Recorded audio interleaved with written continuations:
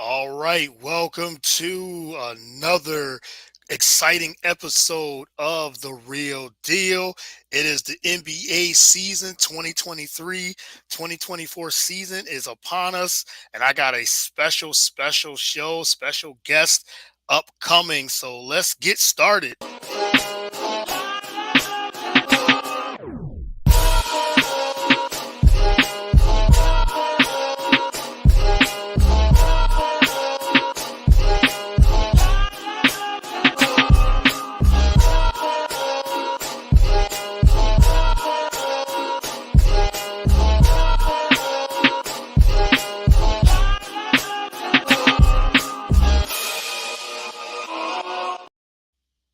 All right. Again, welcome to another episode of The Real Deal.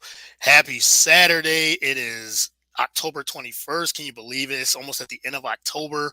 Halloween's coming up, and then it's the next few holidays is the winter season and everything, Thanksgiving and Christmas. So the holiday season is upon us. So, but I hope everyone's enjoying their Saturday morning, wherever you are, East Coast, West Coast. But again, thank you for tuning in to The Real Deal with Courtney Harden. I'm your host, as always, Courtney Harden. Thank you to everyone that always tunes in the comments and that loves the show, like the show, subscribe to the show, and all that. So we are presented by BS3 Network, BS3 Roku channel, BS3 TV Roku channel. You can find the show on all social media platforms and podcast platforms, whether it's Spotify, Apple, Google Play, again, Roku TV. We're on YouTube, Facebook, Twitter as well. So yeah, if you Google, I always say if you want to find the show, The Real Deal with Courtney Harden. If you Google it, it has all the shows on the network and all the episodes, past episodes and things like that. So find me there. You can find me on, like I said, on Instagram, Twitter, and Facebook, or I think it's Twitter, X, whatever it's called these days. I still call it Twitter. But this is the NBA season 2023-2024 season preview show, big show. So I had to bring in a heavy hitter, a big gun in the industry. I'm excited to have him on. So I am going to bring him on. Bruce Bernstein, co-host of the 48 Minutes podcast show on BLEAV Network. I was chief content officer of Pure Hoops Media from 2018 to 2022. Did some ESPN, NBA on ESPN from 02 to 17. Syracuse University alum.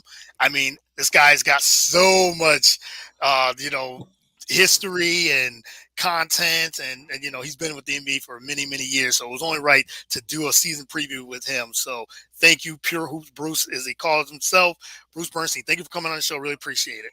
Hey, Courtney, great to be with you, and I really appreciate the invitation. I know we're going to have a great conversation, and we're going to make all of your viewers and listeners water cooler legends.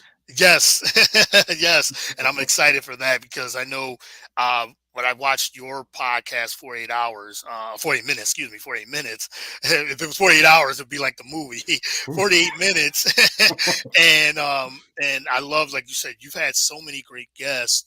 Giannis Antetokounmpo, one of my favorite, Miriam Fader, one of my favorite people in the industry. I've had her on the show quite a few times, and she's so good as an author and writer, staff writer, and all those things. But you've had so many other great guests, but the content you guys have on that show and the conversations is amazing. So I love that I love those type of podcasts. So I'm honored to have you on the show. Thank you, and Yes, I'm honored absolutely. to be here. Yeah, absolutely. But all right, tell us a little bit about, before we get into all the NBA storylines and the preview, tell us a little bit about yourself, how you got started, how you got into the industry, because you've been covering the NBA for many years. So start from the beginning, a little bit of your background. Well, I grew up in Brockton, Massachusetts, which is about halfway between Boston and Providence, Rhode Island. Big sports town.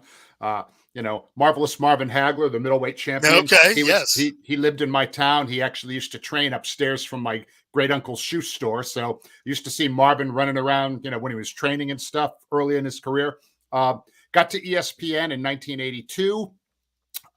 Was there for 8 years, then left for 3.5, came back in 93, started covering the NBA for them in 94. and I covered all the NBA finals from 94 to 2015. I used to oversee NBA studio shows like NBA Coast to Coast, NBA Tonight, worked with all the different analysts. I used to give them feedback, schedule them on shows. Yeah. They're the best guys and women ever. Okay. NBA people are the best people ever. All right. And just Yes. and just everything that I've ever wanted to do in my broadcasting career was always sort of pointed towards the NBA. So when I left ESPN at the end of 2017, we started up the company called Pure Hoops Media, which is where I get my moniker from. Yes. And that lasted for a few years, kind of, couldn't sustain it after 1,000+ podcasts. And so Right. I started working with the BLEAV network last December on the show called 48 Minutes, which, you can buy these hats, It's, by the way, on the BLEAV yes. Get the website. merchandise. Yeah. Get that merch. Yes. Yes. uh, and I work with a guy named Ross Geiger, who was an assistant coach, video coordinator with 3 different NBA teams, and Michael Freer, whose nickname is World B Freer. Old Sixers fans will remember World B Free. Yeah. We'll Well, be free. Yes. World B Freer is a kind of an homage to that. Yes. We started doing that podcast last December. During the season, we try to do 2 a week. During the off season, we did 1 a week. And now we're gearing up. Our most recent one we taped, did a lot of the, kind of preview stuff. And our official preview show is going to be recorded this Monday, and it will drop in the late night on Monday night, early Tuesday morning. So we hope that some of your listeners will check us out, and Yes. maybe our audiences will kind of get to know each other a little bit, and we can make each other stronger, right? I love that. I love the connection, and as you said, you've covered this league for so many years, and all the all the games you've seen and covered and been fans of, and this great game of the NBA.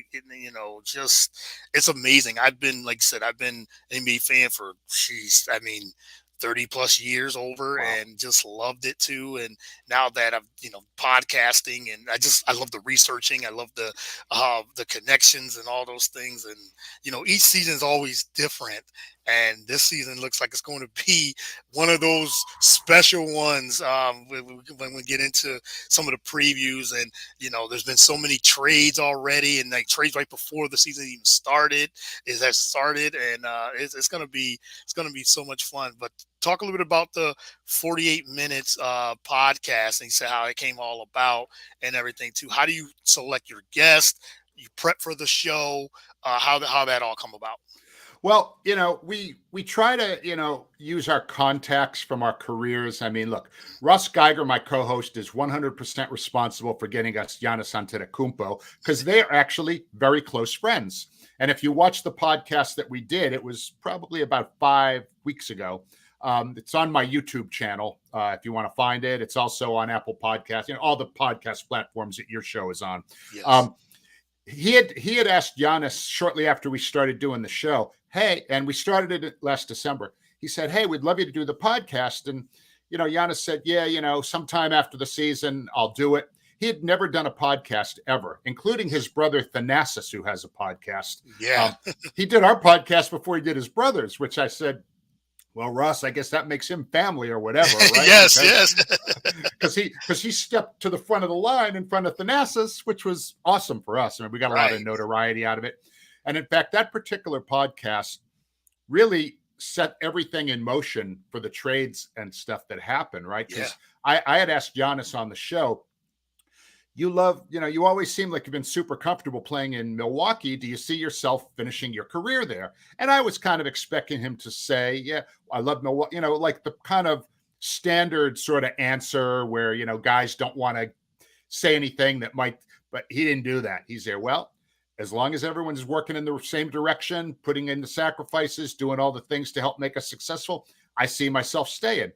But if I see that's not happening, I will look for greener pastures. Yeah. And within a week, okay, Damian Lillard's on Milwaukee. Yes. A couple days later, Portland and Boston make a trade where, Drew Holiday, who went from Milwaukee to Portland, comes to Boston. Yes. Malcolm Brogdon and Robert Williams III go to Portland. And Boston now all of a sudden is kind of, right on par with Milwaukee. I think they're going to be kind of neck and neck. So I like to say that interview with Giannis, really kind of changed the trajectory of 3 NBA franchises. And maybe that's a little bit of a humble brag. I suppose it That, is. But nothing at the wrong with same that. time, it's facts, right? It Yeah. happened. Yeah, it happened right after you said right after Giannis was on your podcast and made those statements. You said a week later, Damian Lillard goes, like I said, he goes right to Milwaukee, and nobody, I didn't expect Damian. I knew Damian Lillard was going to get traded, but we maybe thought Miami, maybe somewhere else, maybe Philly, maybe, but Milwaukee never even was on the radar. Right. According to reports and everywhere that we read and things like that, there was no talks, but behind the scenes they were talking. So maybe Giannis knew something at that time, or he just put that out there and say, "Hey, I'm just dangling this little thing here, just to see, just I'll poke a little, just to see if the Bucks make a move." And they say he said this on your podcast. He now Damian Lillard is on the Milwaukee Bucks and make them like I said, one of the favorites to come out of the Eastern Conference. I mean, they were already going to be the favorites, but getting Damian Lillard, losing Drew Holiday, like I said, I know we'll get more into that, but that exchange. I mean, I guess you take Damian Lillard over Drew Holiday. As great as Drew Holiday is, Damian Lillard really opens up the floor for the Milwaukee Bucks. Oh, absolutely. I mean, look, with Giannis and Dame, that screen and roll game is going to be deadly. Yes, yes, Absolutely deadly because Giannis can have his way down low. And if they double team him or triple team him, they pop it back outside. And Dame is a threat to score as soon as he crosses half court, right? I mean, right, he'll right. pull up from 40 feet sometimes and Hmm, and hmm. and and splash. So I really feel like with Dame now on that team, see, I think one of Milwaukee's Achilles heels last year was that they had these tendencies late in games to have these offensive droughts. They'd go Yes. stretches without scoring, right? Hmm. And again, Chris Middleton was good, but he wasn't really himself last year. He missed more than half the season with injuries. And when he came Yep. back, he wasn't the Chris Middleton that we know. So now you've got, a fully motivated Dame. Uh, yeah, they'll lose a little bit defensively on the perimeter with Drew Holiday gone, but they'll be a lot better offensively with Lillard. So yeah, I mean, Milwaukee, man, Yeah. they they're a 60-win team, as far as I'm concerned. Yeah, that's a big possibility. And you said you're right. I think during the playoff, those last couple of years, Milwaukee got into a stagnant offense, especially like you said, down in the clutch, those last 2-3 minutes where you knew, okay, everybody knew Giannis was going to get the ball and he's going to try to drive to the lane.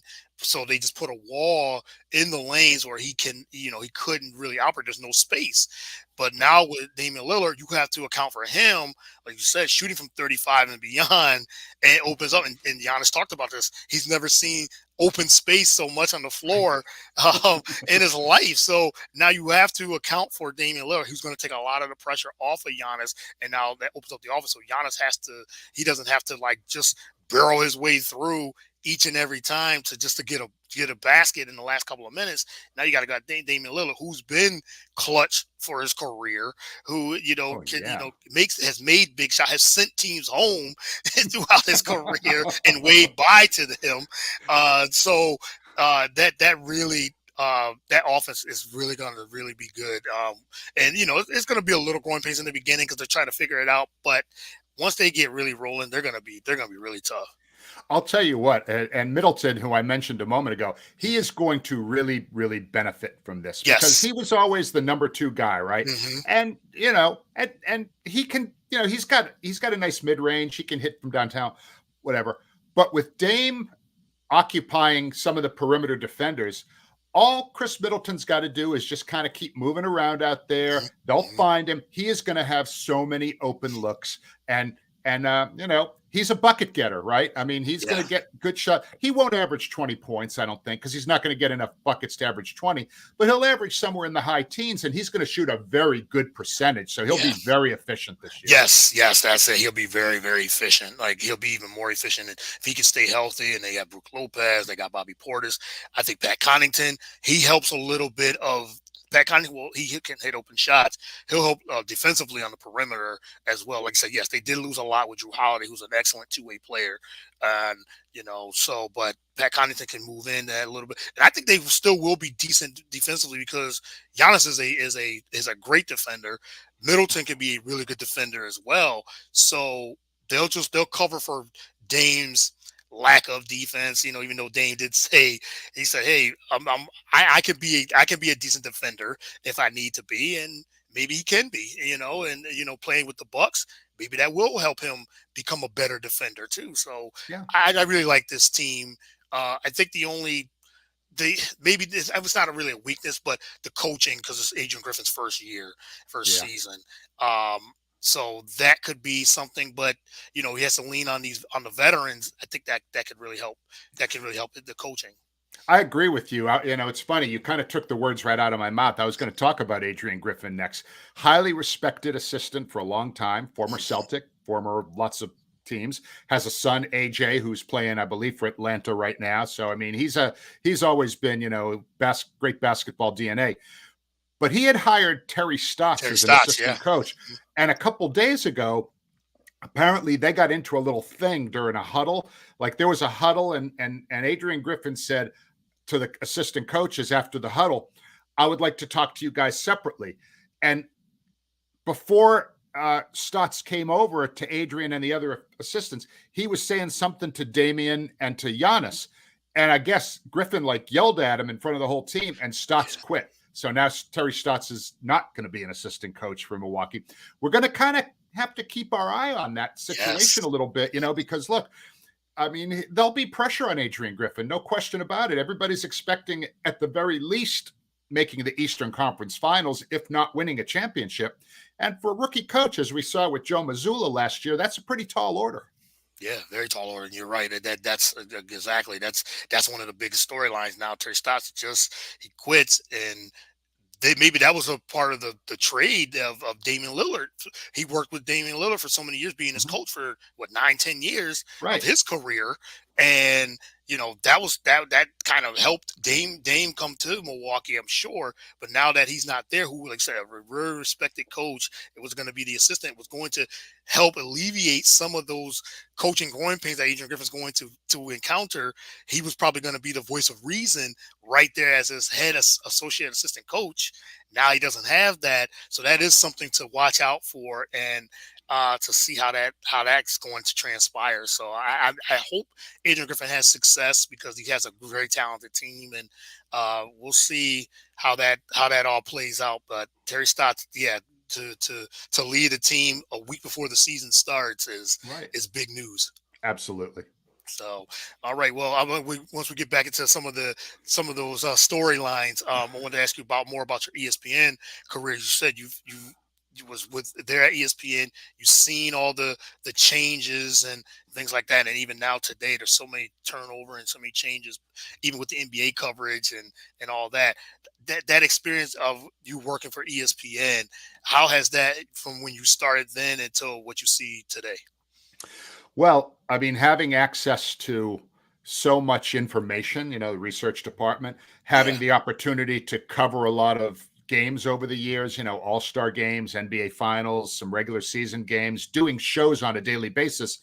I was able to develop a really good network. I mean, I still know most of the PR people around the NBA, and it's a challenge getting guests, although I still ask them. I figure if I ask enough times, maybe one or two of them will come through. You're not going to get anything if you don't ask, right? Right. So, right. So I would, I have contacts all around the league. I have a contact list with a lot of, former players and coaches that I've worked with, people like, Mike Brown and Rick Carlisle, just, the broadcasters, journalists. I mean, people like Ramona Shelburne, Chiney Ogwumike.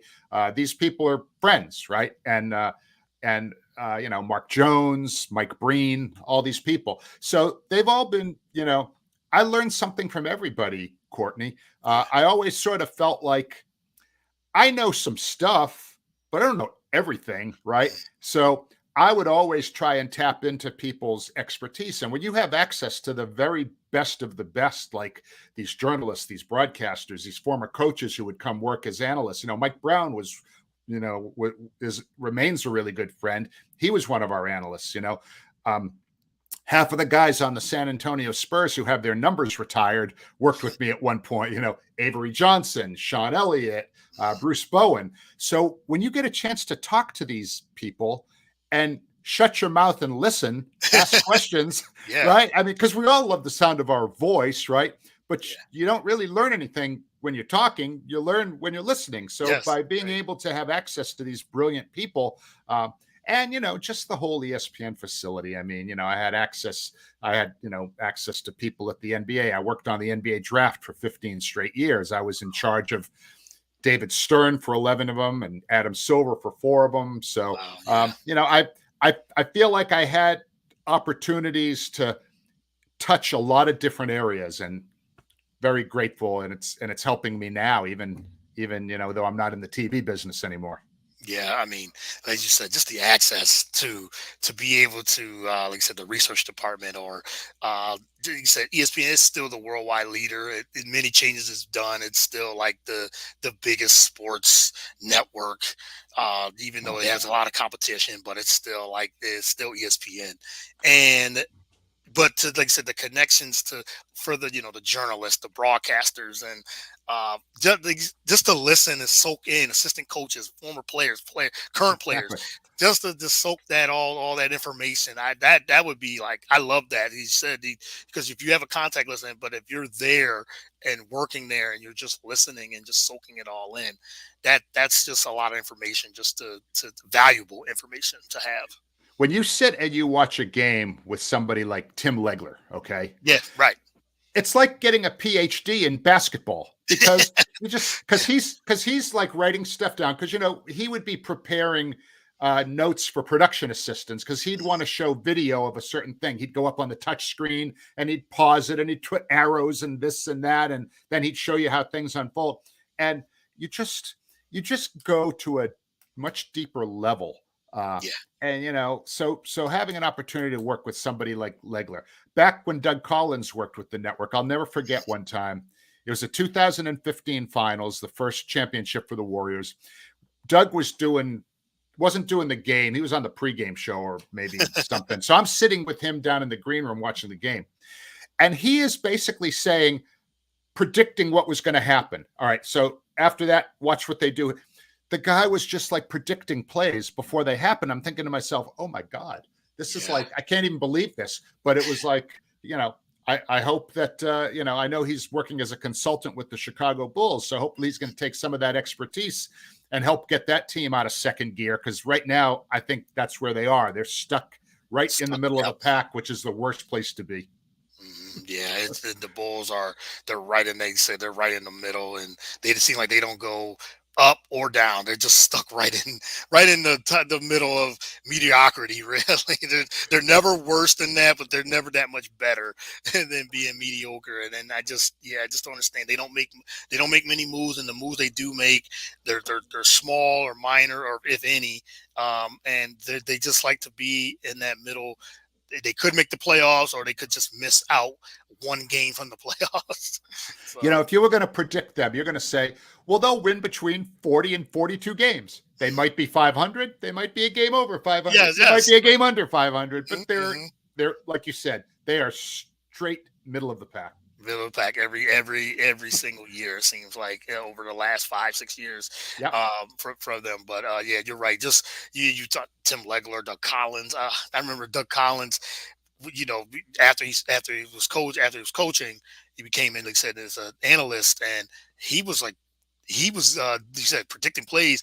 People talk about Tony Romo predicting plays Mm-hmm. and things like that. Right. Doug Collins was doing that years ago. So Doug Collins was one of the, like you said, super, the analytics, and the way he could see the game. And I just used to love just hearing him break down film or break down the game and broadcasting. And yeah, Hubie Brownley's another one Oh, that does that. I mean, so many years, and Hubie Brown's still going strong at 90 years old. He's still going yeah, strong. So you, like I said, you've had the front row seat to soak that in, and then even have your own thing going on too. So that's I love all that. very grateful. Yes, yes, it is. I'm sure it totally is. So, all right, let's get into a few more of these storylines. We talked about the Bucks and how what they're capable of. Let's go to let's go to the Celtics on the other end, where they said they picked up Drew Holiday. They have Kristaps Porzingis.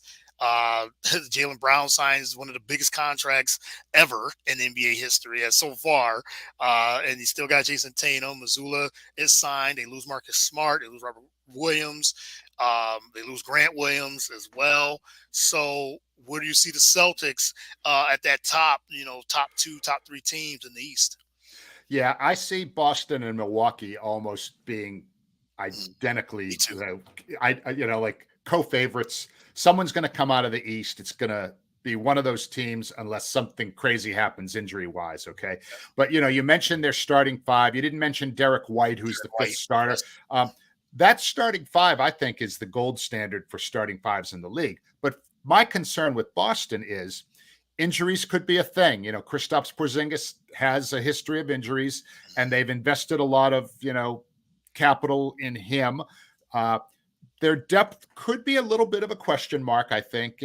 Last year Malcolm Brogdon was the first guard off the bench, and he was the sixth man of the year.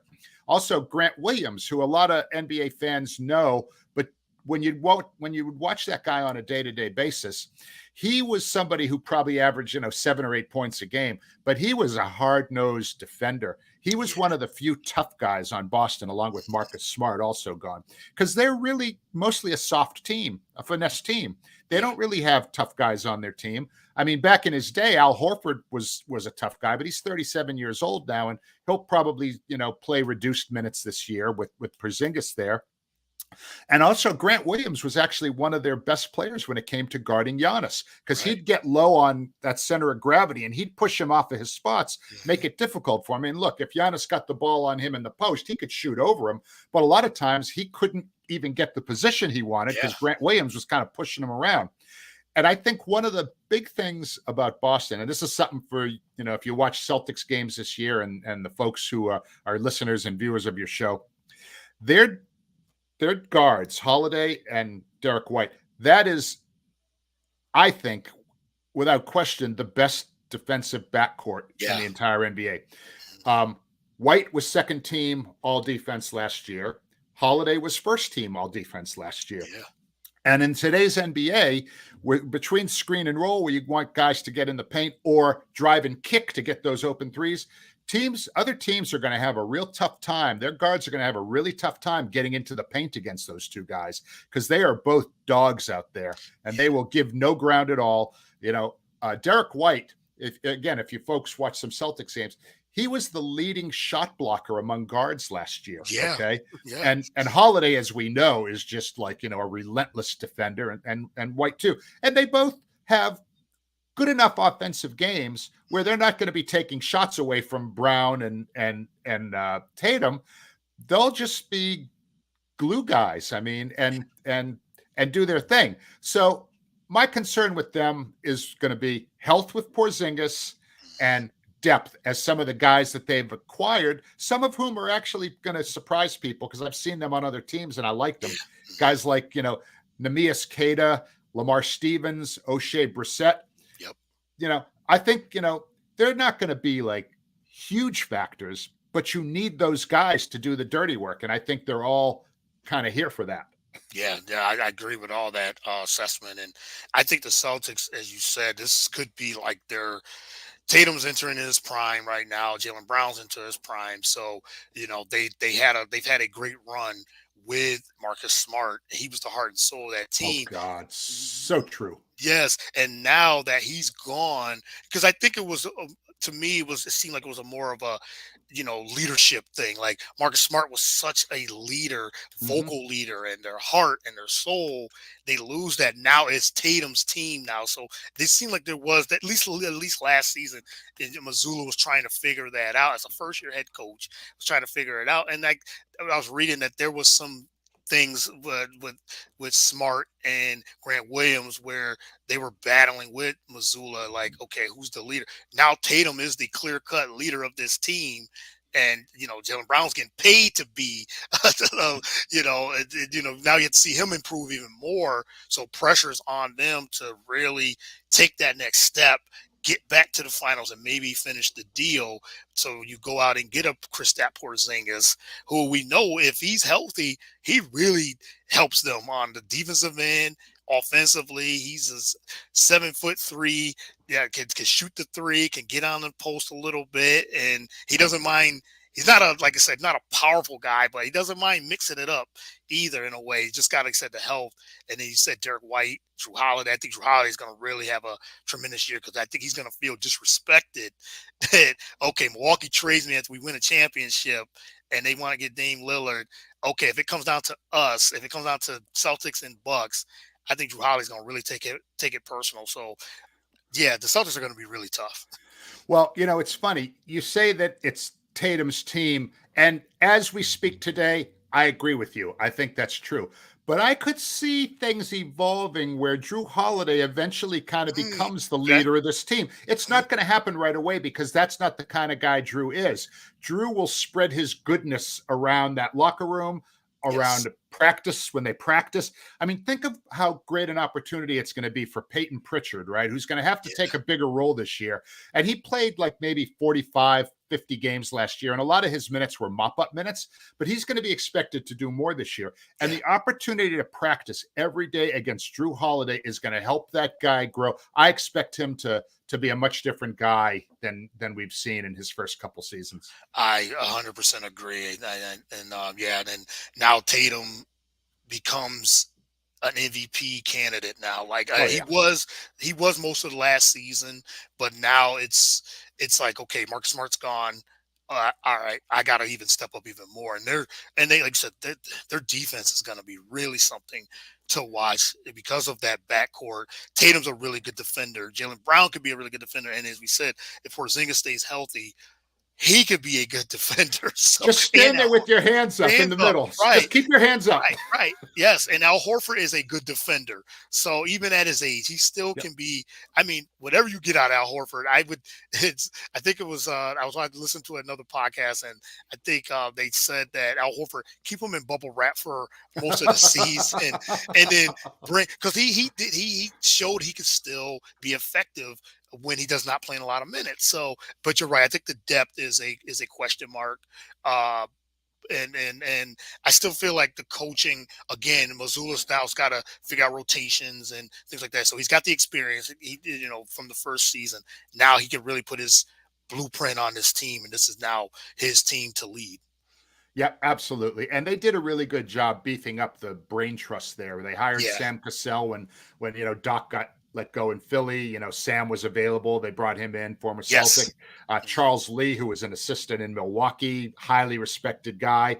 And they hired Jeff Van Gundy as like a senior consultant. Yeah. And Mhm. and so he's kind of got his eyes on everything up there. And I don't want to, I said last week, like if Joe Mazzulla doesn't seem like he's up to the job or things aren't going well, there are three different people that could theoretically already be, qualified to take over. I hope that doesn't happen. Joe Mazzulla looks like a really good coach. And I think he did a good job last year considering the situation that he Yeah. found himself in. Yes. That wasn't easy, and it wasn't fair to judge him. He didn't have his own assistants. He lost Damon Stoudemire, who was his top assistant, who went to Yeah. take the Georgia Tech job, like I think in March or whatever, just on the eve of when the season was hitting its peak. So Joe Mazzulla, from what I've read, from the stuff I read, he's asserting himself more, and Yeah. and so That's good good. for him. Good for him. Yeah, it's a good thing. I think you're right. I think that's a good thing because now he can. It's almost like a clean slate. Now, this, like Mhm. you said, last season with all the things that were going on, and he had to step right in and really find his way throughout the season, take his bumps, and throughout the season. And I mean, they still got to the Eastern Conference Finals. And yes, they didn't really. They gave it a series with Miami, but Miami was up 3-0 in that series. Yeah.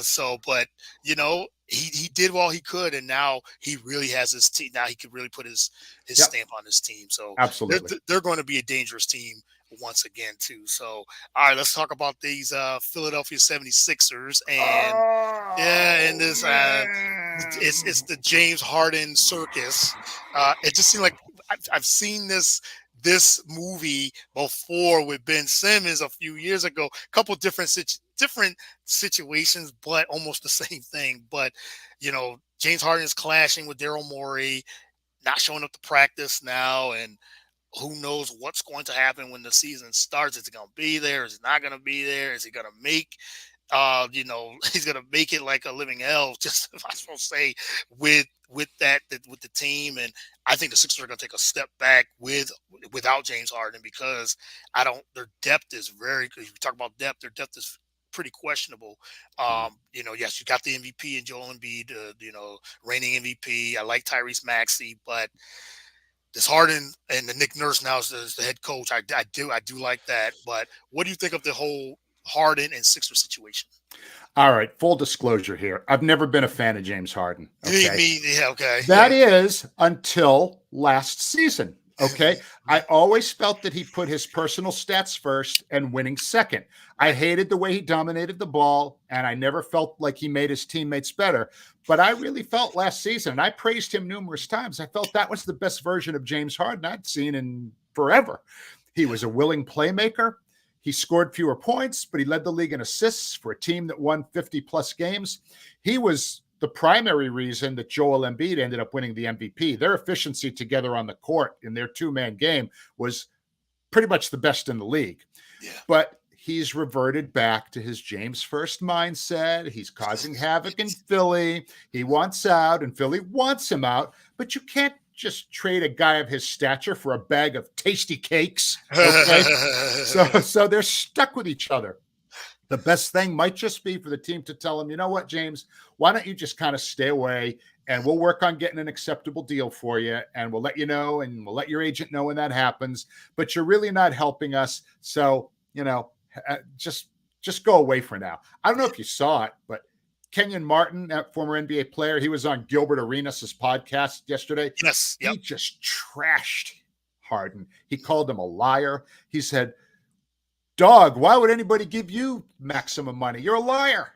Yeah. Yeah. Right. And that's from a guy Yeah. who you think might be sort of sympathetic, former player, played against him, yada yada yada. Kenyon Martin, gave it to him straight. Ripped right into him. Yeah. Yeah.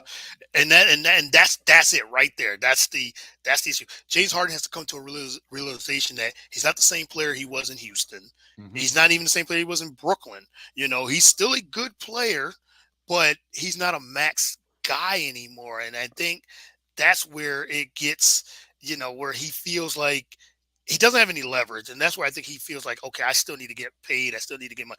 I'm not trying to dog him for not wanting to get paid even more. Okay, you want to get your money. But you have to come to a realization that, okay, I've done this. I got myself out of Houston. I got myself out of Brooklyn. And now I'm doing it again. So many teams are not going to give you so many chances. And I think the Clippers, I know that's the team that they're linked to. I really don't think they really want him either. I really don't, because okay, Terrence Mann and draft picks. They're like, the Sixers asking price, they want more. They're like, I don't think they really want Harden, because I think that messes up their chemistry with Paul George, with Kawhi Leonard. They have Russell Westbrook. They got Russell Westbrook playing, you know, Westbrook playing back to what he was maybe about 3-4 years ago. Westbrook is in a good situation now. Yeah. So you bring Harden into that mix, that could, I don't see that. And I don't see any other teams really. That's why the White's really pushing for James Harden. Well, with the problem with making a trade for a guy like James, okay, he's on the books for like 35.6 million this year. Yes. Okay. So you can't just trade like, third stringers for this guy. You got to make the dollars match. That's why when Boston picked up Drew Holiday from Portland, they had to give Robert Williams the third and Brogdon just to make them. I'm sure they wanted to keep Robert Williams. Brogdon, Yes. they were probably like, eh. Right. But you gotta give you got to make the numbers match up. I'm not buying the Clippers, by the way. A lot of people are saying, oh, they're a championship contender. I could actually see the Clippers not even making the playoffs this year. Now, I know that sounds nuts, okay? But No. between injuries, between, load management, Paul George gets hurt a lot. Kawhi sometimes gets hurt. Yes. Russell Westbrook at this stage of his career is not going to be like your alpha dog leading your team to the playoffs. He's more of a supporting guy, a very good one, Right. extremely good one, but not, and he's like 34 years old at this point, and Yes. he's a guard, right? So I'm not buying the Clippers. I mean, when we do our predictions next week for our show, I'm going to talk a little bit about why I feel that. Well, I just kind of did. So I'm not buying the Clippers. And yeah, if you bring James Harden into that mix, one of those three guys is probably going to have to go in that trade. And I Yeah. don't really see where that, and they're not going to trade Kawhi. No. I don't think, maybe they would trade Paul George, but I don't even think that. So now you're going to have, two. If you bring Harden in, which you're going to have a ball dominant James Harden and a ball dominant Russell Westbrook, and you only got one ball. Yeah, and an unhappy Kawhi Leonard and or Paul George because they're the two guys, the two alpha dogs on that team. And then if you get Harden and Westbrook dominating the ball, then that's going to be an issue. And Ty Lue, as good of a coach as he is, that's a hard team to manage. That's a very hard team to manage. He's an excellent coach. I mean, he's Yes, one of the very best coaches. he So, is. Yes. but that would be a challenge for any coach. Yeah, that would be a very big challenge. So yeah, I think I'm with you. I think Harden stays, but it could be one of those situations where they send him home and Yeah. say, if you don't want to be here, you're not committed, you go home. Because I feel for Joel Embiid because he wants to win. Mhm. And now he's stuck in this situation again. And he's probably thinking, this is deja vu. This is Ben Simmons Yeah. again. I don't Yeah. want to be here. I don't want to, and I feel like Philly should have pushed even harder for Damian Lillard. I think that could have been a really that could have did. I know they didn't want to get rid of Tyrese Maxey, but you have a 2-3 year window if you get Damian Lillard to try to win a championship. I think you go all in and just you figure it out. And I like Max. I really like that he's been improving a lot. And the quickness, the dribbling, the could get to the basket, you know, better jump shot. He's getting his jump shot a little bit better too. And now the ball's going to be in his hand, especially if Harden's not there. Tyrese Maxey becomes that number two guy, officially that number two guy, and the pick and roll with him and Joel Embiid can really work. But if you got a chance to get Damian Lillard, I thought they should have really pushed even harder, and maybe they did, and it just didn't work out. I really like Tyrese Maxey. I know you said you've been following the NBA for 30 some odd years. Mhm. Do you remember the reputation of Andrew Toney on the Yes. Sixers? Hmm. The Boston Strangler. All right, that's what we Yeah. used to call him in Yeah. Boston. Tyrese Maxey reminds me a lot of Andrew Toney, It's and a good Andrew comparison. Toney was a bad dude. He Yeah. was a stone cold killer, and I think Tyrese Maxey is on a trajectory where he may get to that point because I love that guy's game. I just enjoy watching him. Yeah.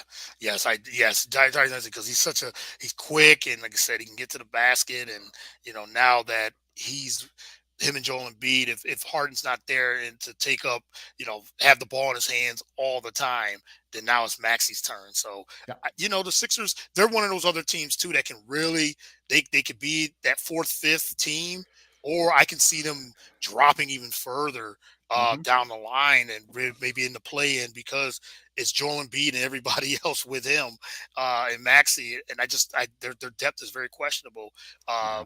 But they got new coaching, and Nick Nurse is a really good coach, so maybe he'll have some better offense that Doc Mm-hmm. Rivers wasn't running. Yeah. Well, I guess, but the Harden situation really is that cloud over them. I feel bad for the Philly fans. They deserve better. Yes, they do. They do deserve better. They really do. So I think we talked about most of the East. Any other teams that you're looking at with the East that could actually make some noise, or any surprise teams Well, in the yeah, East? yeah, yeah. I mean, one team. I had picked. For our show today, I picked one surprise team from the West and one from the East. So I'll Okay. give you my East team now. Indiana Pacers. Okay, Yes. they've Yes. got they're going to surpass expectations. A lot Mhm. of people aren't even picking them to make the playoffs. I totally expect them to be in the playoffs. Me too. They've got an all-star caliber point guard in Tyrese Halliburton.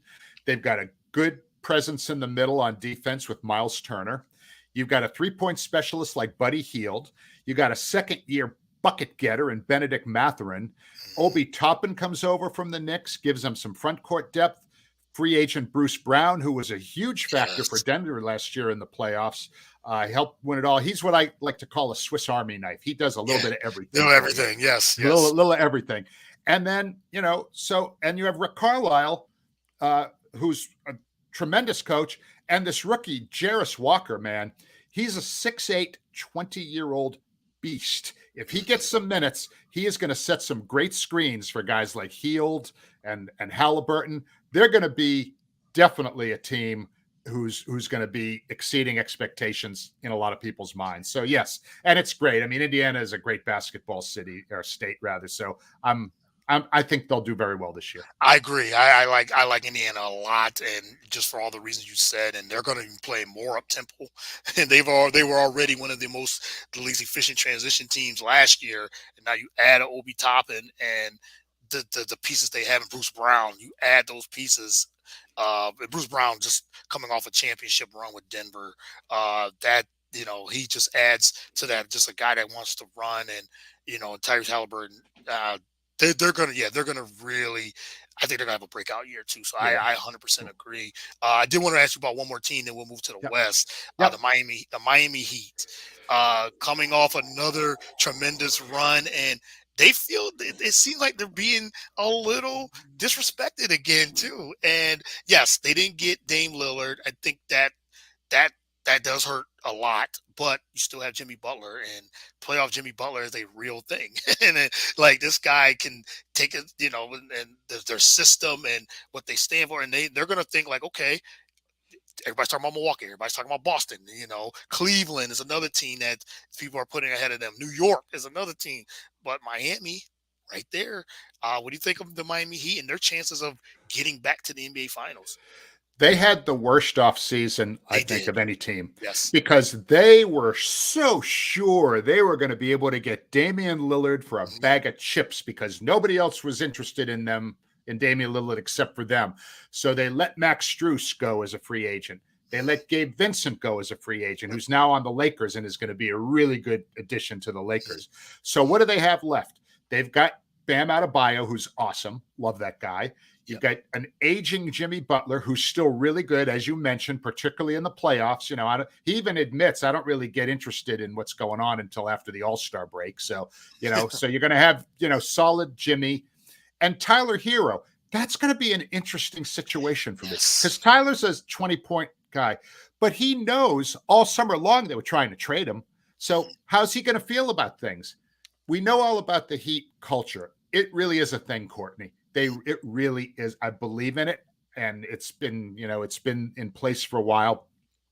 So when we had Marcus Johnson on our show talking about the whole Giannis Lillard thing, I had asked him about that, and he doesn't think it's going to be a problem. He said the Heat culture will paper over any sort of morale problems that a guy like Tyler Hero might have.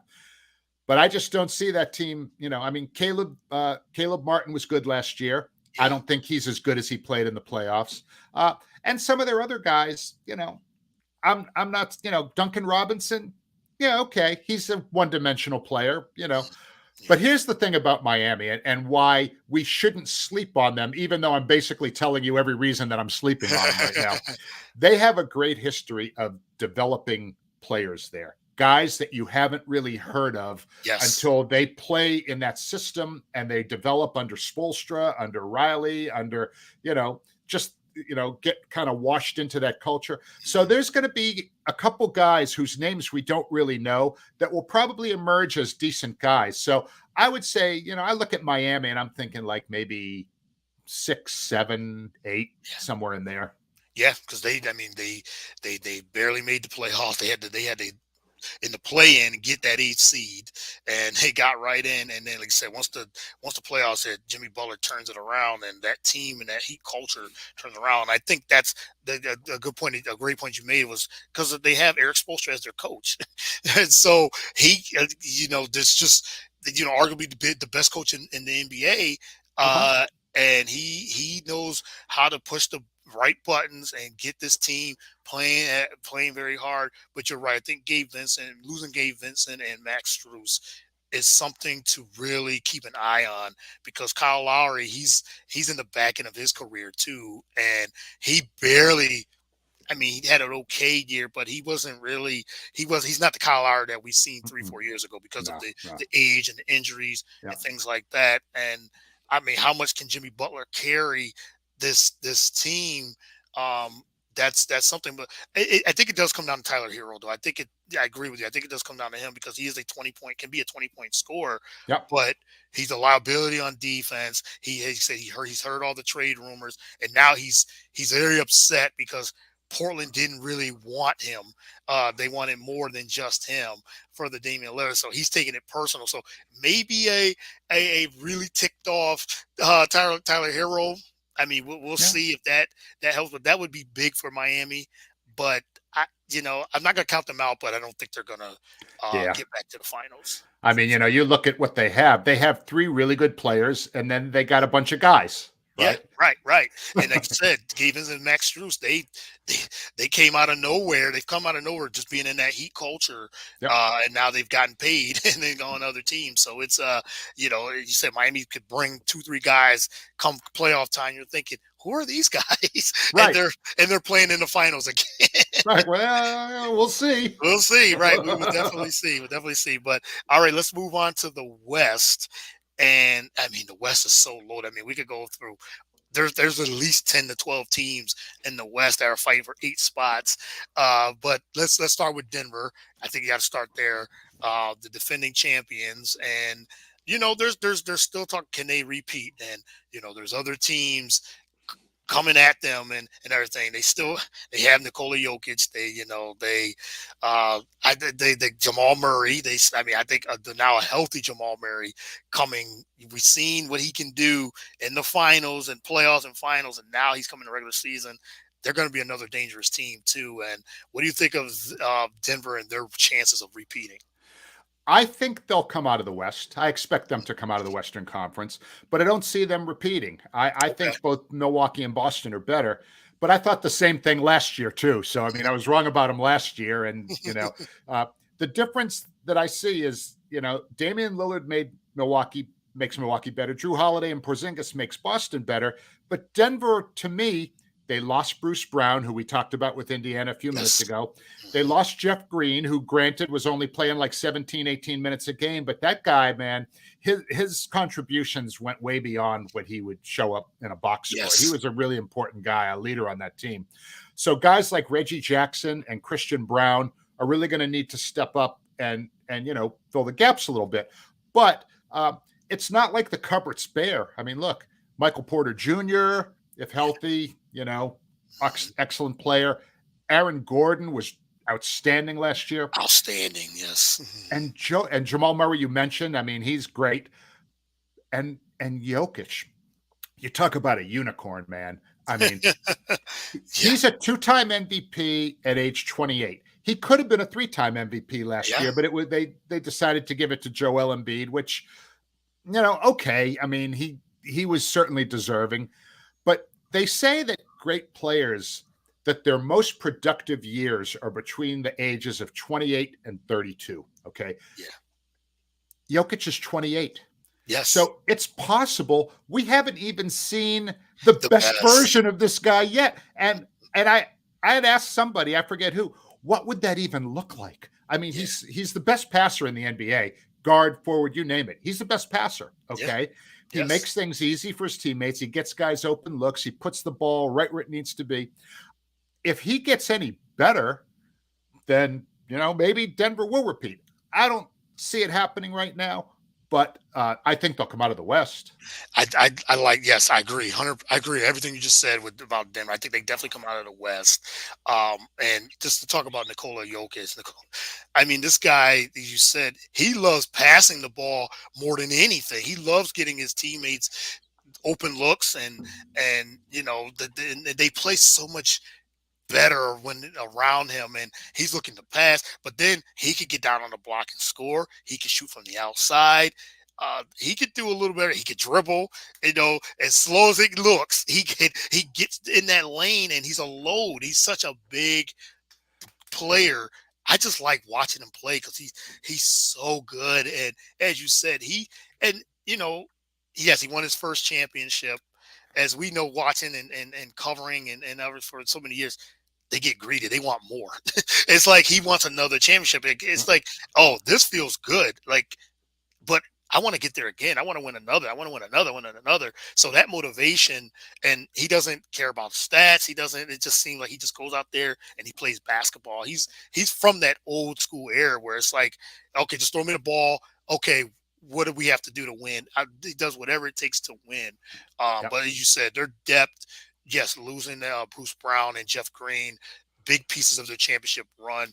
It does get guys like Christian Brown to really have to step up. And Christian Brown played a lot of meaningful minutes too, especially Mhm. in the Yep. playoffs and the finals. So he steps in and takes some of the ball handling duties and everything too. But I did love that Aaron Gordon, that he finally now found his spots, his niche now of being there, playing off the ball with Jokic and Jamal Murray. So that Aaron Gordon, he took their offense to another level. I want to circle back quickly to Jokic because I want to kind of try and explain in my mind some of the things that make him so amazing. Mhm. Um, you cannot speed him up. He No, plays the game at his own speed. It doesn't matter what's going on around him. He's in his own sphere and he's playing his game and you can't make him panic.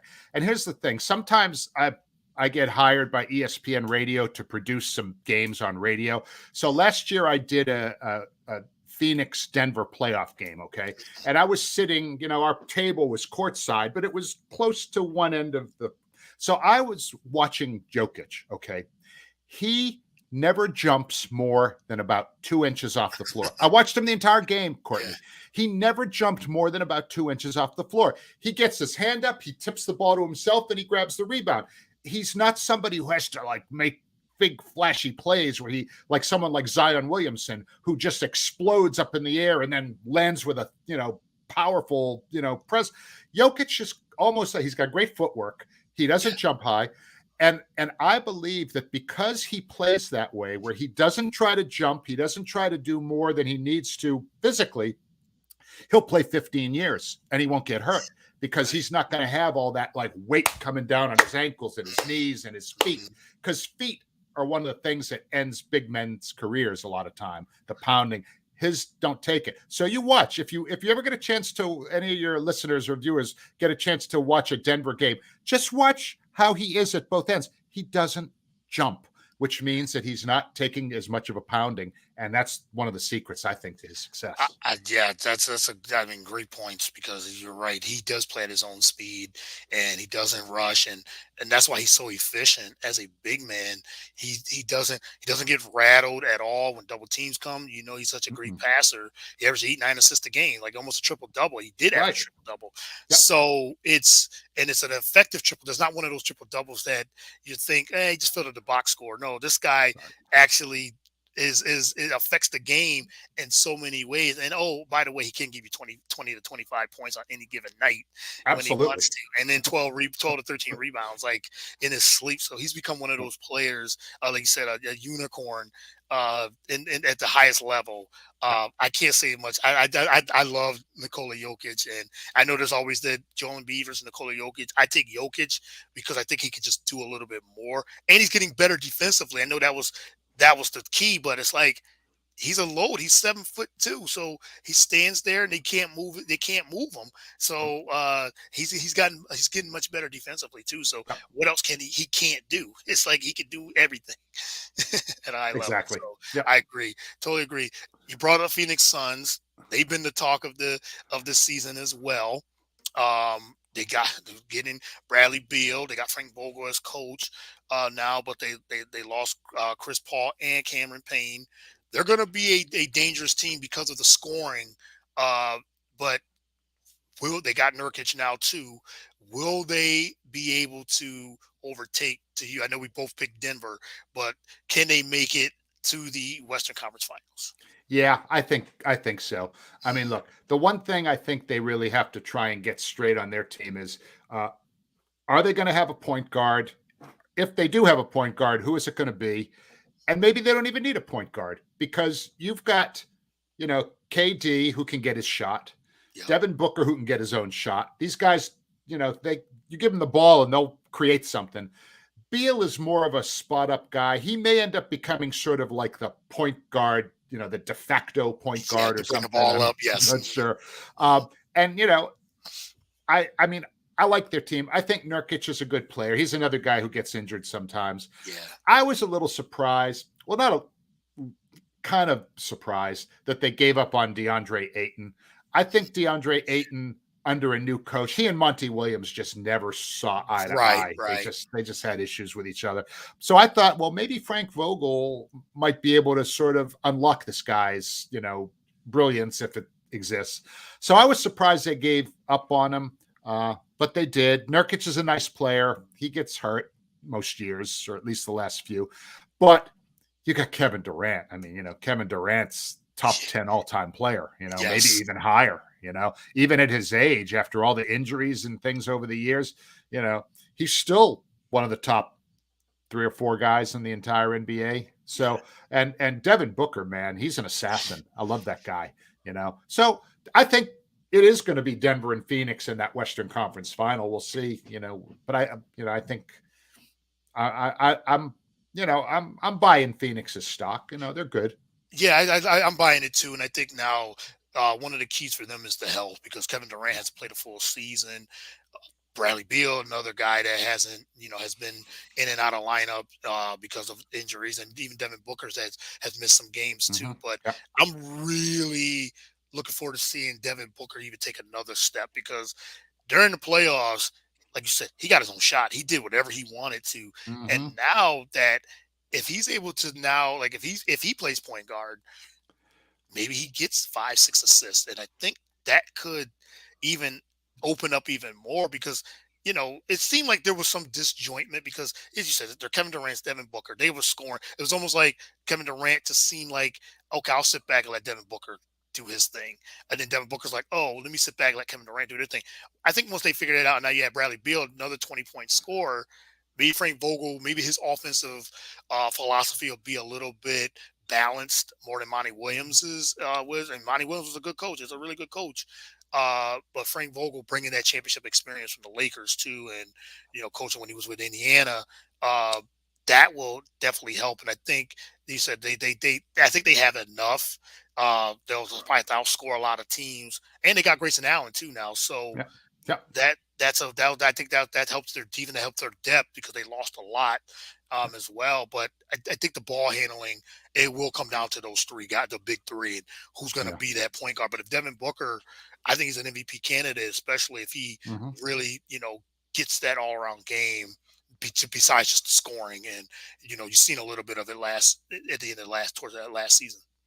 They're going to look different in the style of play too, because Yes, they always had Chris Paul the last few years, and right. Chris Paul was more of a pick and roll, sort of walk it up the court. Mhm. Not really, Chris Paul was, you know, you don't think of Chris Paul as in a fast break style or a really fast pace. I think without him there, and possibly because they don't have that point guard kind of controlling, they'll probably play a little bit faster this year, and that'll be interesting to kind of see how that works out for them. Yes, yes. So they'll definitely be a very huge problem coming into this season if they can stay healthy. And good transition. Let's talk about the Golden State Warriors. Getting the point guard, getting Chris Paul, losing Jordan Poole. They had a weird, to say the least, season. Bad on the road, was good at home. Very very bad on the road. Good at home. There was a lot of tension with the whole Jordan Poole and Draymond Green, and I said in a lot of different podcasts, even my own. This past season with Steve Kerr starting the way they did, Steve Kerr for some reason I don't know what it was. Maybe it was just me looking at it this way. The coaching was just not, and maybe that was because of the Poole and Draymond Green situation. It seemed very, I don't know. He was at odds, like because he would play guys like Kaminga and the young guys, and Moody, but then he wouldn't play them. As it was almost like his rotations were very up and down, and I think it was not one of his best coaching years. Still a great coach, still one of the best coaches we've seen. Yeah. But now they got Chris Paul. What role do you think he will play in this offense? Because you said Golden State loves to move the ball. Chris Paul's one of those guys like to slow it down. So it's going to be interesting to see. They still got Steph Curry, still got Klay Thompson, Andrew Wiggins. But what do you think of the Golden State Warriors? Do they have one more run in them? Here's the thing about Chris Paul. He has played in 1,214 regular season games. He started every single one. He has never come off the bench in a regular season game in however many years he's been in the league. He was in the starting lineup during the preseason. Yes. But it's hard for me to see him starting alongside Stephen Curry during the regular season. I mean, here's the thing. As far as I know, the final decision on that has not been made. Right. But he turns 39 years old in May. Okay. And it seems to me that he'd be ideal coming off the bench, leading that second unit, spelling Curry, spelling Klay, playing around 24 minutes a night. He has been injury prone. And since the Dubs do have title aspirations, if he accepts a role as the leader of the second unit, I think that makes them much more formidable to go much deeper in the playoffs. But accounting for his ego makes that whole thing kind of dicey. See, to me, Chris Paul has done everything you can do in the NBA. He's been an all-star probably more than 10 times. He makes zillions of dollars on endorsements. Every State Farm commercial during the season, you see him in there. So, I mean, this guy, he doesn't need the money. He's going to the Hall of Fame. The one thing he hasn't gotten is a chip, okay? And if he accepts a lesser role, I don't think Golden State's going to win it this year anyway. But if he accepts a lesser role, I think that gives the team a better chance to win a chip. And you talk about Steve Kerr. I think this is going to be one of his biggest challenges, because if he decides that he doesn't want to start Chris Paul, we'll see how that dynamic works out. Yeah, that's a good point, because you're right. Steve Curry, he's good. I mean, he's very good at managing, and I just think it was just one of those weird years last season where they were good but not good enough, and the whole Poole and Draymond really. I think that really railroaded them right from the beginning. As good as, and I love Steph Curry. People that know me, I'm a huge Steph Curry fan. And he can, I mean, yes, Steph Curry can lead this team and get back to the finals with himself. And if Klay can get back to few years ago Klay Thompson, which is a big ask, but he's getting older too, and not know how many years Curry does have left. And Draymond's not the same Draymond from even 4 or 5 years ago. He's a guy that's been now injured too. He's starting to get those knick-knack injuries and getting older. But their depth, they're not big. They Looney. I love them getting Dario Saric. I think that was a good pickup. That was a very, very solid pickup. But if they go with the how they finish lineup, like you said, with Chris Paul, with Steph Curry, Klay, Wiggins, and Draymond, they're not big. I think they're going to struggle against those big teams like Denver, like the Lakers. Even the Clippers can they have bigs that can really give them problems too. I think that's where the Golden State Warriors will struggle. I think Jonathan Kuminga is going to have a breakout season for those guys this year. In fact, he's my preseason choice for most improved player. Okay. He averaged just under 10 points a game last year. I think it was 9.9. Okay. I could easily see that guy averaging 15 for this team this year with some additional minutes and a more of a, important role. So, that's my preseason choice for most improved player, Jonathan Kuminga. So if any of y'all are calling the, DraftKings.com or whatever are looking to, I mean, not that we're encouraging gambling. I don't know. But I mean, Right. because personally, I don't myself. I'm not a gambler. I enjoy the game because I enjoy the game. Right. And I almost don't want to bet on the games because I feel like I don't want to ever be in a situation where I'm rooting against my team to either lose or win by fewer points than they're. I Yeah. want them to win by 20, and it's a lot, Yes. So, but Kaminga to me is a really guy to watch this year. I like Kaminga. I think it's just the skill set and the size, and he can defend and everything. It's just now hopefully Steve Kerr plays him enough, Yes. and he was in the doghouse, and something was going on. I think it was like I said. I think it was a tug and pull type of thing where it was, do I play the veterans or do I play the young guys? And but they were right in that middle of the pack last year.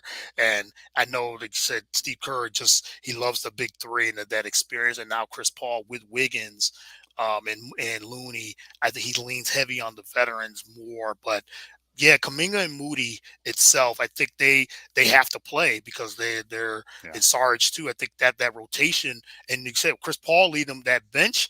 I think that could actually be dangerous for. So the Warriors, I wouldn't count them out, but I'm not. I usually pick them almost every year, but I don't think this might be the year I lay off them a little Yeah. bit and not get them into the championship. Then again, they could make the finals and win it too. So you just never Yeah. know. You Exactly. never know. But Exactly. let's go into this LeBron. Oh yeah. And I love the you guys had a segment where you talked about LeBron, how this is impressive, like playing in his 21st season. You guys had that on your show, and the Lakers talk about a team that made moves and re-signed guys and did a lot of different things too. They could be a big huge problem too as long as they, again, another team that has to stay healthy. But Yes. what do you think of the Lakers and then impressive like LeBron still playing at such a high level in his 21st season? I said probably more than 10 years ago. I remember saying this because I felt this way for a long time. I believe he is the greatest all around player this sport has ever seen. Now, I know that the Michael Jordan people will tell me I'm tripping. I get that. I Mm. understand that. I understand why they feel that way. And I respect that, I think Kareem Abdul-Jabbar is up there too. Oh If you want to yes, compare Kareem Abdul-Jabbar and Michael Jordan, they both got 6 NBA championships. Oh, by the way, Kareem's got 3 NCAA championships. MJ only had 1. Okay.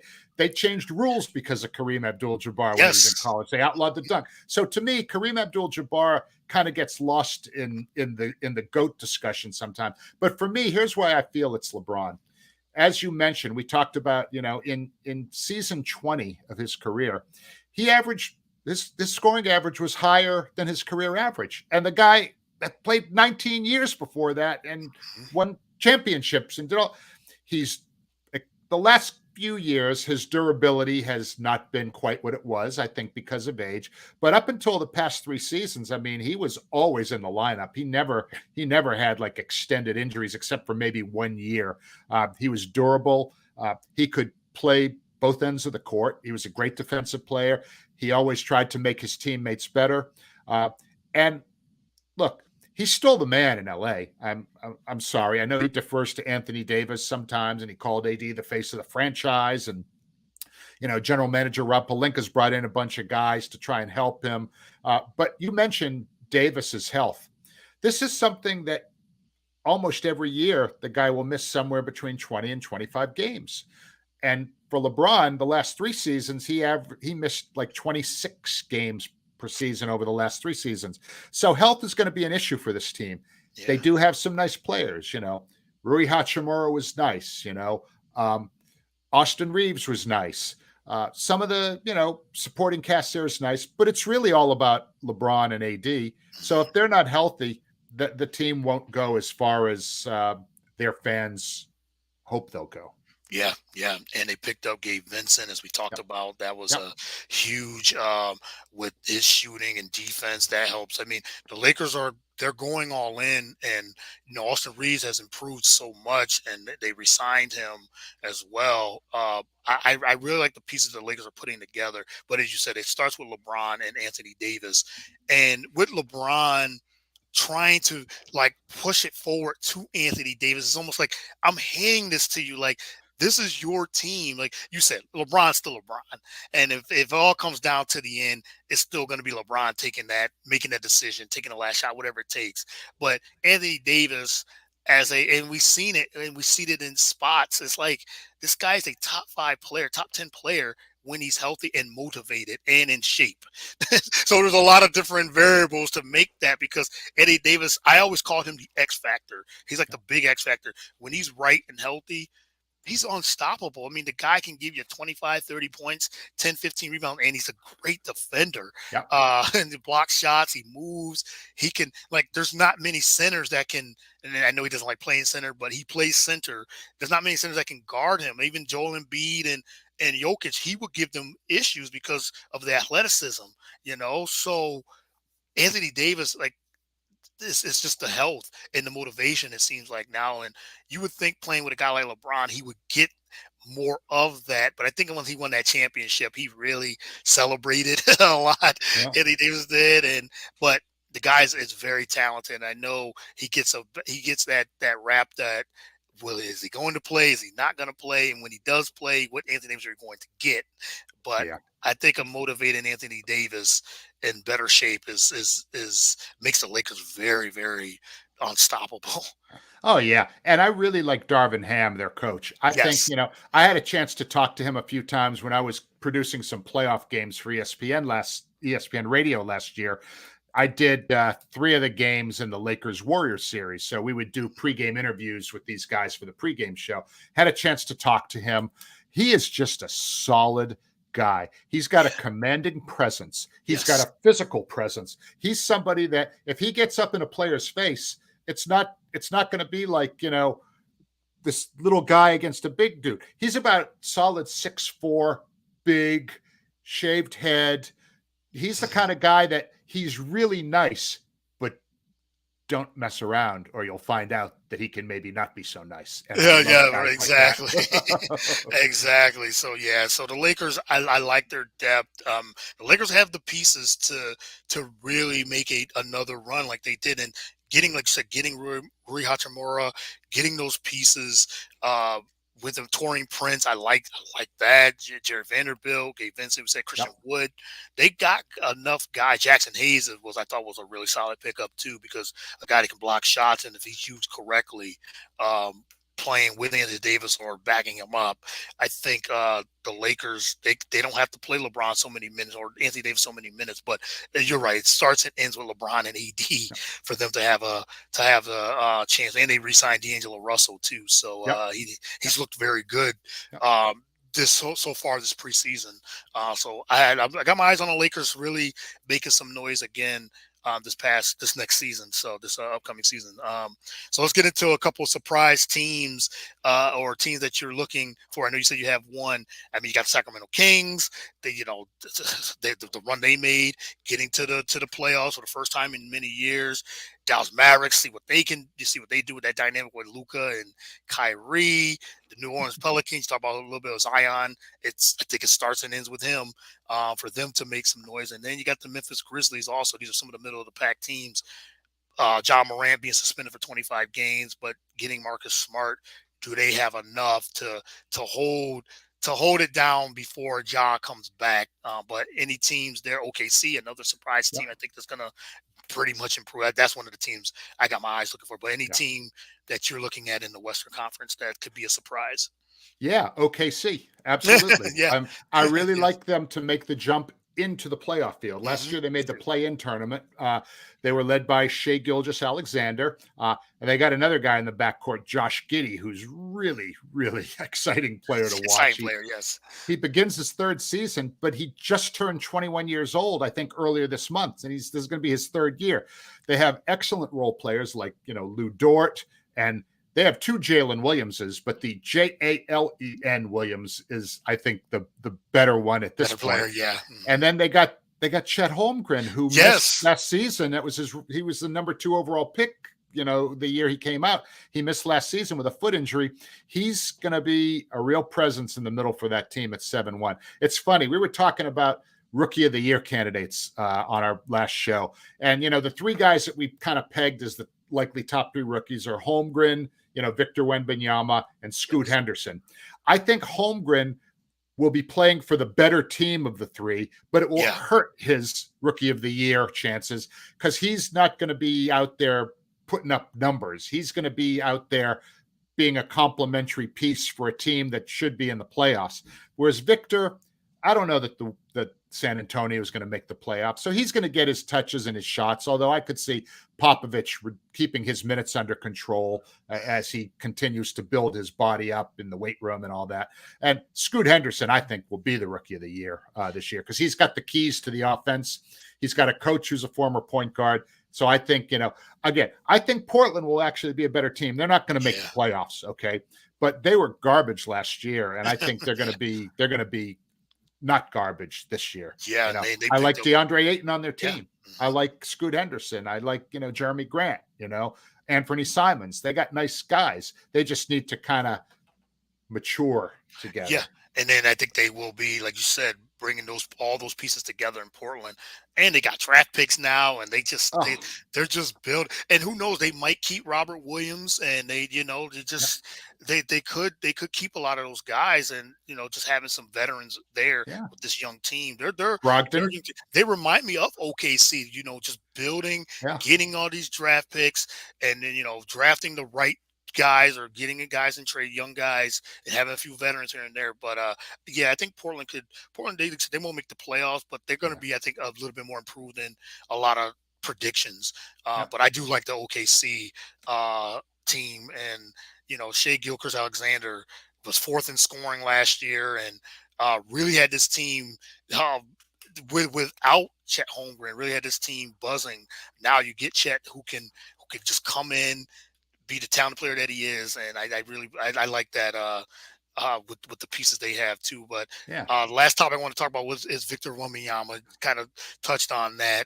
Let me ask you this: is the hype real to you? What you've seen so far? I know it's early, but is the hype real? Well, if you kind of look at the skill set that he has, Mhm. okay, uh, he can shoot the ball. No one's going to block his shot, right? So Right. I mean, he can go out to the 3-point line and shoot. He can shoot anywhere. If he gets down in the post, I mean, nobody's going to block his shot. If he ever were to call up Kareem Abdul-Jabbar and said, "Hey, Captain, can I come train with you and learn that Yeah. sky hook?" He might be completely unstoppable. He's got a great handle, right? I saw him make moves with the ball where he would kind of showed flexibility, get around guys, didn't Yeah. necessarily dunk over them. Uh, I would say, yeah. I mean, look, with him, I'm concerned with him. First of all, he's with the right franchise. He's Yes, with that's he's it. with a franchise that will nurture him. San Antonio, the fan base there is very, very forgiving and very loyal. They don't boo their team. If he has a bad game, they're going to still cheer for him because they see him as their savior, and they're not. It's not like in Philly or New York. If a guy Yeah. misses 5 shots in a row, you start hearing the crowd like murmuring, and when Booing. they miss the Yes. next one, that's when the boos come out. That Yep. won't be happening with him. So I think he's in a nice kind of nurturing environment. He's only 19, right? So Mhm. he has to mature physically. He has to mature with his mindset and all that. But look, he's got Tim Duncan there. He's got David Robinson there. That Spurs family is really a thing. I mean, the Heat have their culture. The Spurs have one too. Yep. A little bit different. So I think the hype is real. I mean, I think he'll be in the top three for rookie of the year. Like I said, I think Scoot's going to win it. But yes, what have you seen from Victor that you like? Oh, everything you just said, like the ball handling. I mean, you've seen it during when before he was drafted. You've seen the ball handling, but now transitioning that just like in the early stage. Now players are going to go at him. They're going to go right at him. Guys like we talk about like Anthony Davis or LeBron or Kevin Durant. They're going to Mhm. see him, but to a guy his size, the fluidity that he has in his game, and he's getting to his spots. At least in the preseason, he was getting to his spots, and he's shooting right over the top of guys because he's 7'4" with a long wingspan. So I'm liking that. I love the ball handling and him able to get to the rim and do a lot of different things. And the jump shot is is coming along, and Yep. he could definitely shoot the basketball. So I'm seeing a lot of good things with him. You know, I did a podcast yesterday, and we were talking about Kristaps Porzingis being that unicorn when he came into the league, Yep. 7'3", can shoot the basketball. Not much handle like a Victor Wembanyama, not the ball handling, but kind of a little bit similar games. I think Victor Wembanyama is a little bit better Mhm. athletically, but it's that the height and the size. So yeah, I think the best thing for him is he's in that culture, that Spurs culture, and it brought back Popovich. Remember, Popovich was on his way to retire. They get the number one pick. He's like, hmm.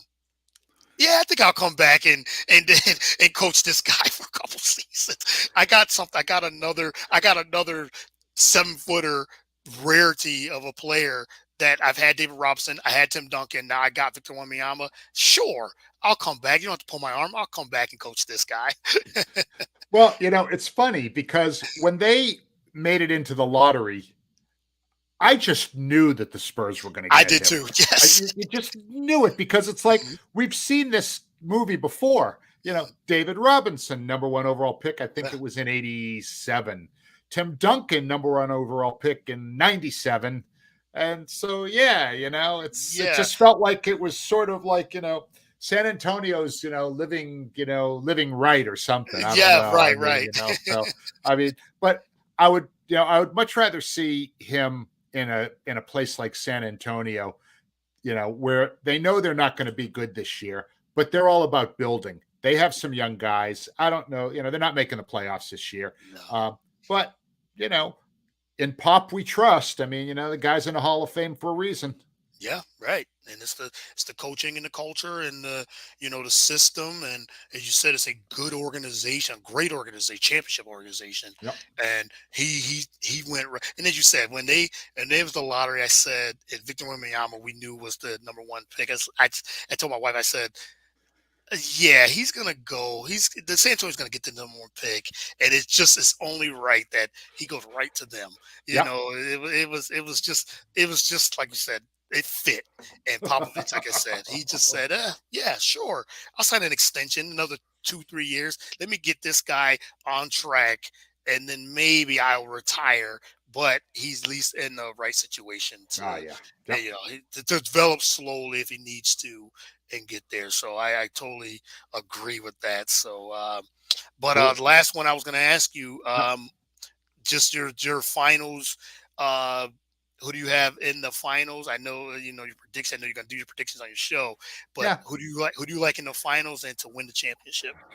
Well, in the West, I have Denver over Phoenix in the conference finals. So Me that's too. got Denver in the finals. Milwaukee and Boston in the East. I'm giving it to Boston because I'm a Boston fan. If I Yeah. were a Milwaukee fan, I'd give it to Milwaukee. I think those teams are just so close. And but I know it's going to be one of them. So I'm going to say Boston versus Denver in the finals. And then look, how can I not pick Boston to win the championship? If Right. I'd have to hand in my green card, if I ever did that. Right. Right. Who do you have? I got the same teams in the Western and Eastern Conference Finals, but I have Denver over Phoenix in the West, and I have Milwaukee over Boston in the East. And I got Milwaukee over Denver in the final. Okay. So I think Giannis and I think Damian Lillard will get his first championship. I think he makes that much of a difference for that team, and it just opens up the offense. They'll figure it out defensively, but I really like like I said, there are concerns with the coaching and things like that, but I think the Bucks and Giannis being even, he's just a hungry, like this guy just is a hungry. He just wants to keep improving and keep getting better, and that's scary for the league if he just having Damian Lillard and that just opens up the offense so much for him. It's that's scary, but it's going to be close. I think it's going to be the Milwaukee Boston that can go either way, but I got the Bucks winning the championship. Boston and Milwaukee. could play each other 11 times this year. Yeah, right. We got 4 regular season games and then a possible 7-game series. So we could see those guys just going at each other 11 times this year. I mean, how great is that? That's great. That the East, the top of the East. If it's Bucks, Celtics. I mean Tatum, Giannis, and Drew Oh, Holiday and Dame, and it's like yeah, it's Middleton and Jalen Brown. Like yeah, that's gonna be a series that comes on. I think Denver and Phoenix will be a good series too, yep. because now Phoenix can figure it out. Their offense and everything too. But I think Denver's just too much for just about anybody, any Yeah. team.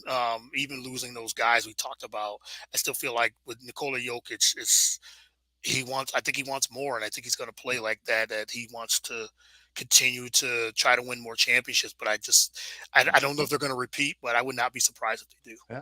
Well, you know what? It'll be so much fun to see this season. You said it at the very beginning of this show. I don't think I've been as excited for a season to start in a really, really long time Mhm. because everywhere you look, there's a great That's a storyline. great I mean, story. we Yeah, didn't even talk about Cleveland, who's going to be yeah, good. We didn't yeah. talk about the Knicks, who are going to be good. I Mhm. mean, we barely touched the Lakers. Okay. Minnesota, we didn't even mention them. I think Minnesota might be decent. So everywhere you look, there's like There's good teams, stuff. yeah. There's good There's so stuff. many there, and the West is so loaded with, like I said, 10 to 12 teams are Yeah. battling for 8 spots. So, yeah, it's gonna be a tremendous season. And you got the in-season game tournament. You got that coming up as well. On top of that, it's like a March Yep. Madness Yep. of that's a big storyline too. So yeah, it's going to be a tremendous season. I'm very excited for Tuesday.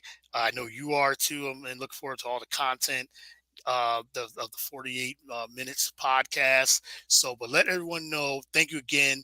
Really Oh, my appreciate the pleasure. time. I mean, I love this. We have to do this again. Oh, Uh, absolutely. I would yeah, love to. just You really know your stuff, Courtney. I'll thank I'll you. tell you what, and it's not just because we agreed on a lot of things. I mean, Mhm. the depth of your knowledge and the perspective and all that. I mean, I know that, your viewers and your listeners are getting a lot when they listen to you. So great work, great conversation, a lot of fun talking with you, and I would love to come back another time. I really appreciate that. I really am grateful and really appreciate those kind words. And yes, same to you. Like the knowledge, and I knew like we were going to, the many years you've been in the league and covered the league and everything. I knew this was going to be a great episode. So, but thank you again. But let everyone know where they can follow you, Yep. subscribe to the podcast on social media and on all the podcast platforms. Yeah, yeah. All it's 48 minutes from the Believe BLEAV, the Believe Network.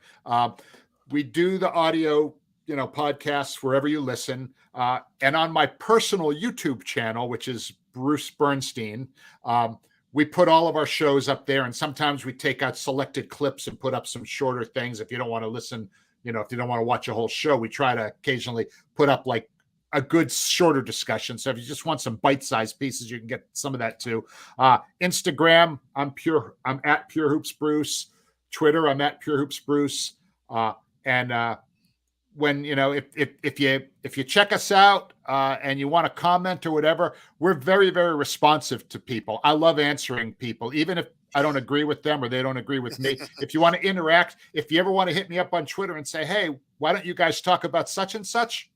We do, because we do like a mailbag segment sometimes. So we want, we're just all about having fun with hoop heads, right? And Yeah, that's who's watching you. That's who we are. That's who you are. So yeah, we just, we just want to be a fun place and have some fun. And like I said, we want everybody to be a water cooler legend. That's our goal in that's life. what it's about. Yep. I love that. And like I Thank said, you, just Courtney. follow the podcast, follow the show, follow Bruce on all social media platforms. I always say one of the easiest things to people say, how do I support? Like, subscribe, share. Yep. That's the easiest thing to do. Comment. That's it. I tell listeners all the time, I want to be part of the show. Like, subscribe, and share. Yeah. That's the click easy to listen and comment Yep. on those things. So I think that's great. So thank you again. Like I said, I'm Thank you, very Courtney. very appreciative of your time, and I thank you again. for this, and this is already going to be on all the socials, and I've already shared it on Facebook and Twitter and Awesome. Instagram. So I hope everyone enjoyed this conversation. If you're, like I said, a hoop head, this one's for you. So looking forward to the season, and I'm looking forward to all the content that you guys are doing. So again, thank you, Thank you. Bruce, for coming on the show. Thank you, Courtney, and thanks to all your listeners and viewers too. Take care. Yes, thank you, and everyone follow the show, follow all the content on the, like I said, BS3network.com, BS3 TV on Roku, and all the socials. Until next time, I'll see you guys and enjoy this NBA season. Everyone be safe and God bless.